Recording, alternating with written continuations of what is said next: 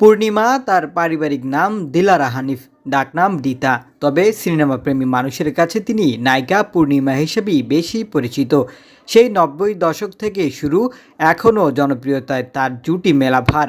২ যুগের বেশি সময়ে ক্যারিয়ারে অসংখ্য দর্শক নন্দিত সিনেমা উপহার দিয়েছেন এই নায়িকা। এখন আর সিনেমা নিয়মিত দেখা যায় না তাকে, তবে সোশ্যাল মিডিয়া মাতিয়ে রেখেছেন তিনি নতুন নতুন সব ছবি দিয়ে। ১৯৮১ সালের ১১ই জুলাই চট্টগ্রামে ফটিকছড়িতে জন্মগ্রহণ করেন তিনি। ১৯৯৭ সালে জাকির হোসেন রাজু পরিচালিত এ জীবন তোমার আমার সিনেমার মাধ্যমে চলচ্চিত্রে পথ চলা শুরু করেন পূর্ণিমা। প্রথম সিনেমাতেই তিনি নায়ক হিসেবে পান রিয়াজকে। এরপর রিয়াজের বিপরীতে অনেক সিনেমা দিয়েই তিনি তুমুল জনপ্রিয়তা পান। জুটি হিসেবে রিয়াজ পূর্ণিমার নামের রোশনাই ছড়িয়েছে দুই বাংলায়। মনের মাঝে তুমি সিনেমাটি তার উদাহরণ।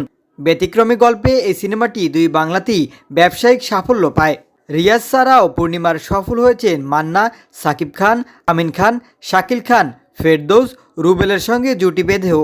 তার দর্শকনন্দিত সিনেমাগুলো হচ্ছে নিঃশ্বাসে তুমি, বিশ্বাসে তুমি, হৃদয়ের কথা, যোদ্ধা, ধোঁকা, স্বামী স্ত্রীর যুদ্ধ, মেঘের পরে মেঘ, শাস্তি, মনের সাথে যুদ্ধ, আকাশ ছোঁয়া ভালোবাসা ও পরাণ যায় জলিয়ারে।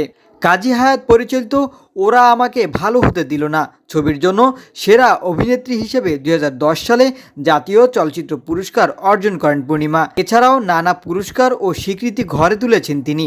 একজন উপস্থাপিকা হিসেবে পূর্ণিমা জনপ্রিয়তা রয়েছে। বৈচিত্র্যময় অনুষ্ঠানে দেখা গেছে তাকে উপস্থাপনা করতে।